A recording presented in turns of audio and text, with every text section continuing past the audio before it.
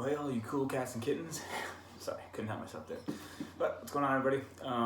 Just wanted to do a little video today on guitar for beginners. And the whole point of these videos is less about, oh, cool, like, what can I do, but more about teaching people something that maybe they want to be doing. And using whatever talents or skills that I have to try to help people. Right now we have at least 30 days, it looks like, to learn some of these things or do some of these things depending on what you want to do. And if you ever wanted to play guitar, there's plenty of resources out there, but I just wanted to give one of my own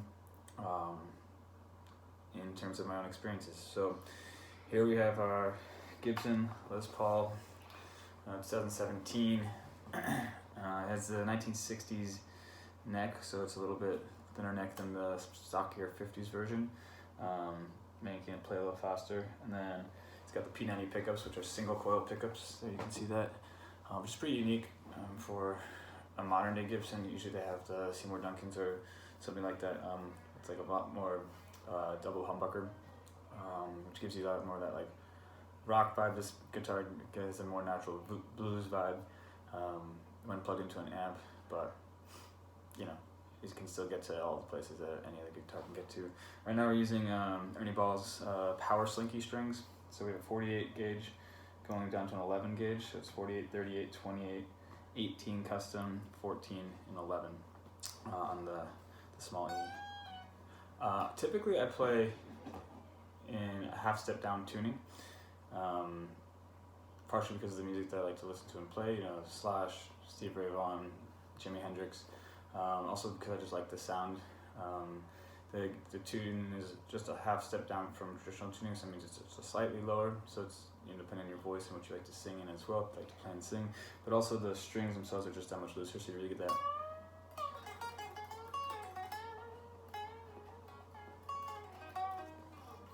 real bend bluesy sound, like very custom to Slash and Jimmy and Stevie Ray, and like you can get that at double bend very easily, so you can really pop them off. Like,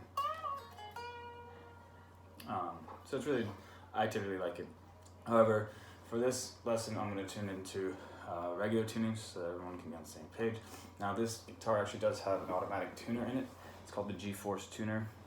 My acoustic is a normal tuning one, and I think it's very important as a beginner to learn how to tune a guitar and learn what a guitar should sound like. But this guitar is actually pretty great because you can switch between tunings very quickly and very easily. For example, I just started learning slide guitar because I want to learn something new, like while I'm in this situation, and so hopefully we'll have some videos on that once I get it down a little bit more. And that's like open E tuning is classic for slide guitar, and it's kind of like a pain to have your guitar tuned into that because if you're not really playing slide guitar, it's less practical to play other things. Whereas this makes it super easy to does in 2 seconds. So let's switch real quick to.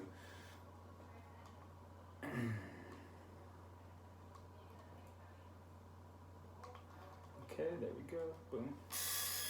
So all we're gonna do now is just strum.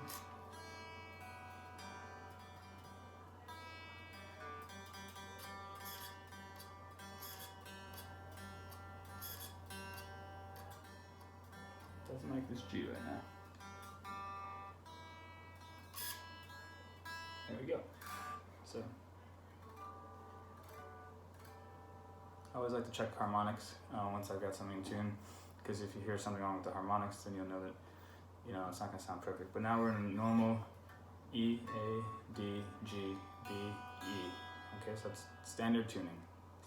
E, A, D, G, B, E. Typically when people start learning guitar, and myself included, you learn open chords, the strummers, and even with that GCD, you can play thousands of songs with just those 3 chords, thousands of your favorite songs.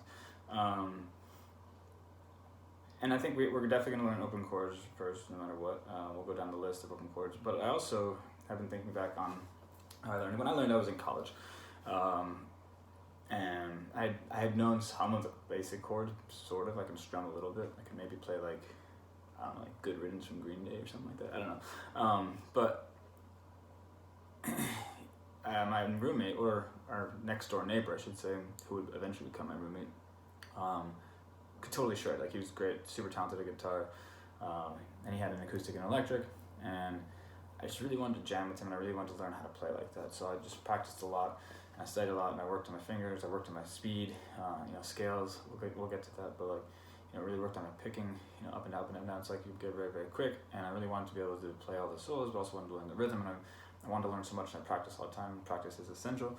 But I realized that the pattern with which I learned had its limits, and it wasn't until later on in my life, 'cause with work and what we do, once I left college, I really didn't have that much time for guitar anymore. But it wasn't until later on in my life that I made some breakthroughs in terms of getting through certain things. And I think the most common thing for people, because the most common progression is you learn your open chords, then you learn how to,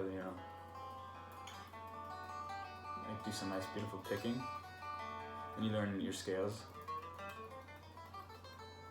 right? And then you start learning a couple of cool moves. And you're kind of staking in that scale. And you can do so much in this area right here. Jimmy Page from Led Zeppelin pretty much lived right here in a little A minor pentatonic. I'm doing A minor blues scale, but still. And that's great. But then for me, it was how do I connect all of it into being able to solo, to a rhythm track or a blues track or something like that. And how do I get from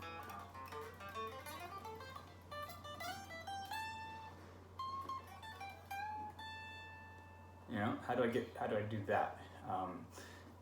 And that's because most people, when they first learn, they just learn those open chords, but they don't actually learn basic music theory in terms of the fret. And I'm not going to teach music theory in this beginner's course in any way, shape, or form.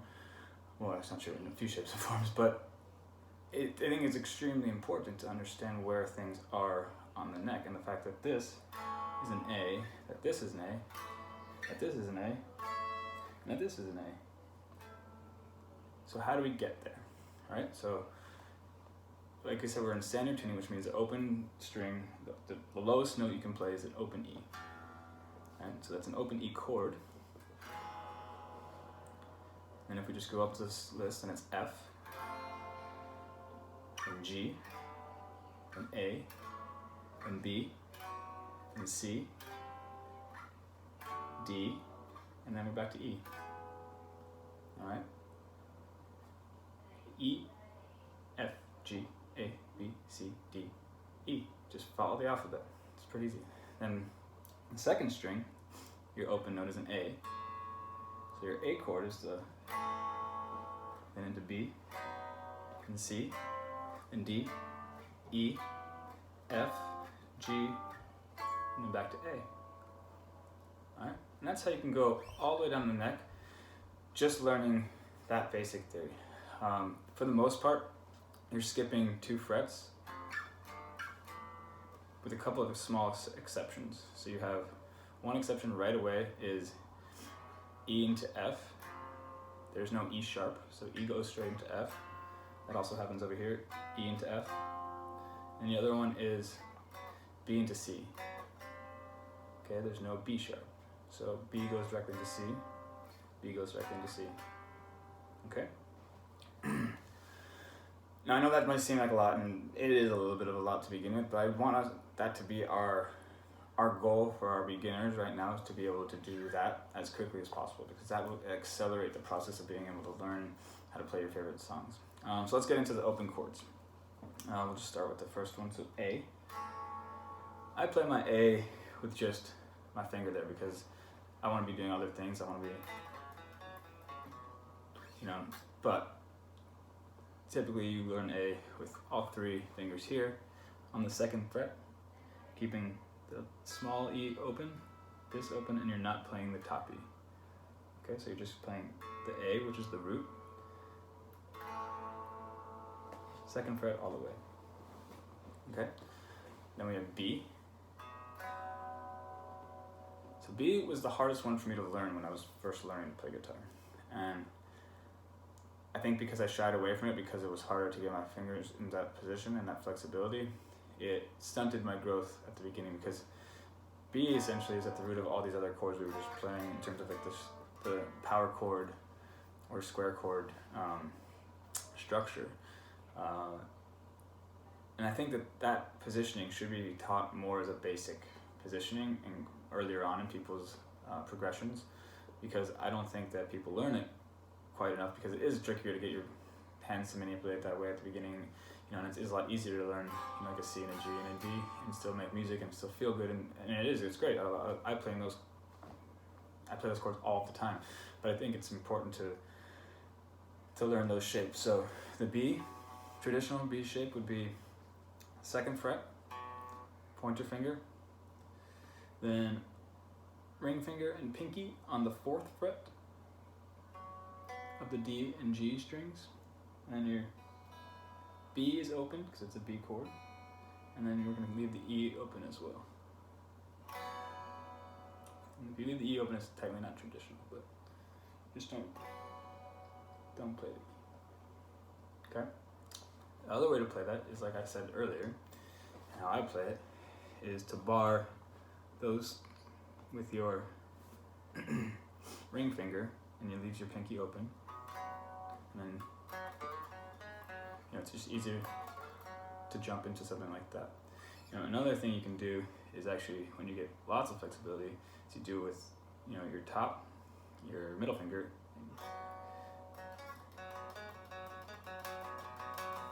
and it gives you more flexibility to, you know, start playing some blues and everything like that. Right? And so once you learn that basic structure, you can do a lot of other things. But we'll go into the next one. So C. Right? So we have ring finger on the 3rd fret of the A string, middle finger on the 2nd fret of the D string, and then forefinger on the 1st fret of the B string. Okay? Then D. So you have open on the D string. We're not going to play the E or the A strings. You can have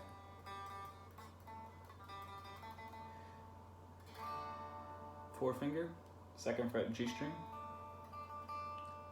ring finger, 3rd fret B string, and then middle finger, 2nd fret on the little E string. And the open D is one of my favorite chords because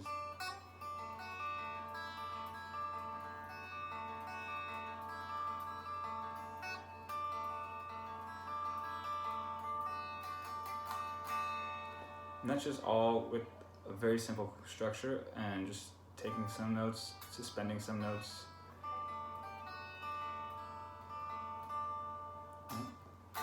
So definitely open D is a super useful one. And then open E, we talked about it, but following our open rules, E note, then 2nd fret on the A and D strings, going with your middle finger on the A string, ring finger on the D string, and the forefinger on the G string 1st fret. So, and then let everything else open.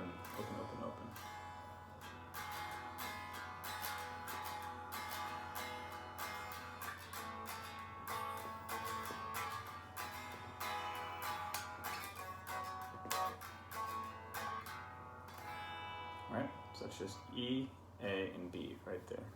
Standard basic blues. So E and then E into F.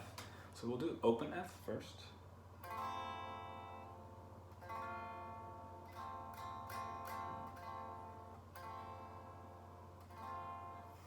And then you have ring finger, 3rd fret of the D string. It's our F root. Then we're basically taking the same position of the C and moving it over. And we're keeping the forefinger up at the top there. So, okay. So ring finger, D string, 3rd fret. Middle finger, 2nd fret of the G string, and then forefinger, 1st fret, B string. The other F is our box F. We'll learn that in a second. And then, of course, G. G is one of the most classic, beautiful chords for guitar writing, and a lot of fun outlets from there. The G-C-D combination, in any way, is one of the best songwriting combinations out there.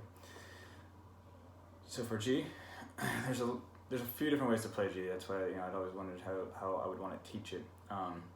The standard is like this. So you're basically taking your ring finger on the little E, the middle finger on the top E, and then the forefinger on the second fret. So sorry, ring finger and middle finger on the third fret of the E strings, forefinger on the second fret of the A string. Everything else open in between. It's a great, G. And then a lot of bands will play G with an addition of a, what is it? It's not a suspended, it's a ninth. I think it's the addition of a ninth, but it's either ninth or seventh. Maybe it's G7. But then you're adding the ring finger there onto the third fret of the B string, and you're putting your pinky in the mix. And I think this is a good one for everyone to learn, because a lot of times people don't learn much with their pinky at the beginning, and then when they're being asked to use their pinky, people are like, well, wait, like I haven't been using my pinky at all. So it's good to learn this, and also just it elevates the chord a little bit, makes it a little bit lighter and nicer.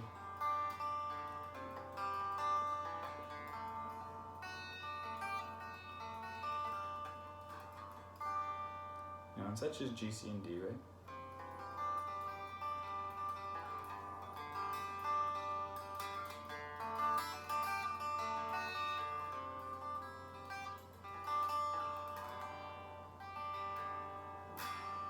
Okay. Another way you can learn G, also using the pinky, is to just put your pinky on the little E string, your ring finger on the top E string, and then your middle finger on the second fret of the A string, with your first finger actually just completely open. But then you can jump into other chords very easily.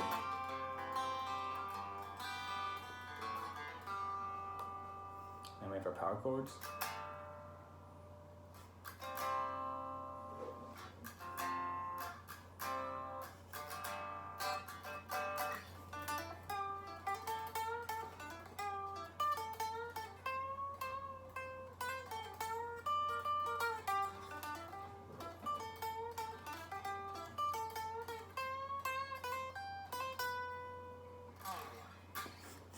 Sorry, got carried away, but obviously Paradise City, the point of that was when we started that, because we were playing G in this open format here, jumping into a full C, just like a quick jump like that, and then we go right into our F, back to our C,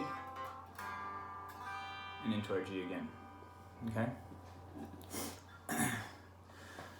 Now, the structure for our box chords, when we're playing power chords that are using notes along the E string, the structure is slightly different than when we're using notes along the A string. So for example, if we want to play our F in a box shape, we're going to take our top finger and bar the entire fret that we want to bar. For example, it's like your finger's a capo. This is going to be uncomfortable at first, but just work on it and get your finger flexibility there, because it's very important. So you just have this finger right here, so you're just barring that. You're capoing the guitar. Then you're going to take your ring finger and your pinky, and you're going to go to the third fret of the A string and the D string. So pinky on the D, ring on the A. And then you're going to take your middle finger and you're going to go to the G string on the second fret. And then the last two notes are going to be open on the bar. So that's our G, or sorry, our F, excuse me.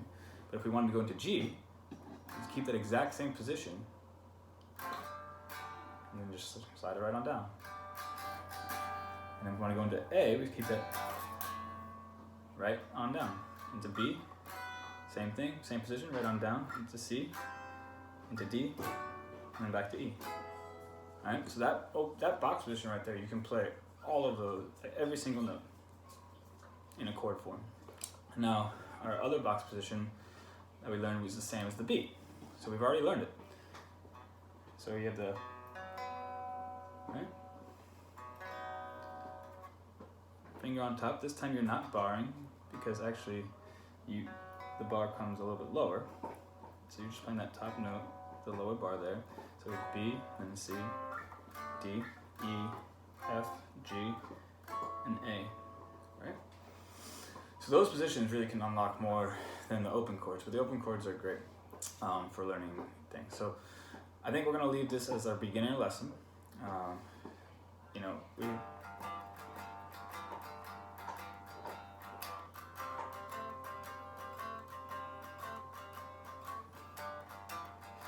keep it pretty simple.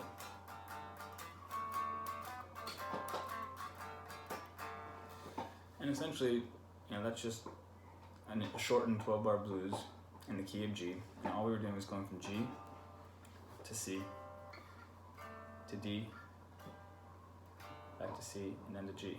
You know, the same as if when we were doing up here.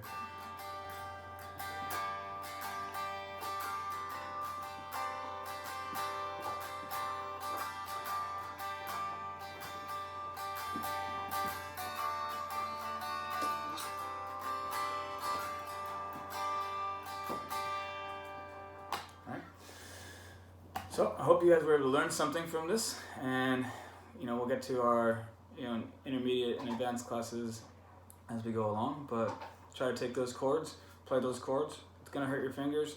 You gotta develop your calluses, which you probably don't have yet. Your fingers aren't gonna want to be flexible like that. You know, definitely some things to work on flexibility. Try to put your hands like this type of almost like a claw. You know, really increases the flexibility. Also, if you do push-ups or something like that, you can do it on your fingertips, or even doing like a stress ball. Because a lot of it's your wrist strength as well, and finger flexibility. Anything you can do stretches like this that are just strengthening your wrist and also stretching your fingers. Because yeah, you'll cramp up. It'll hurt. If you don't power through the pain, you're never gonna get to being able to play beautiful music. But if you do, then you'll find that the rewards are very quick and very easy. And you know, for me at least, changed my life in so many ways in terms of something I love to do. So yeah, we'll leave this one at that. But thanks for watching as always. Let me know what you want to see next. See ya.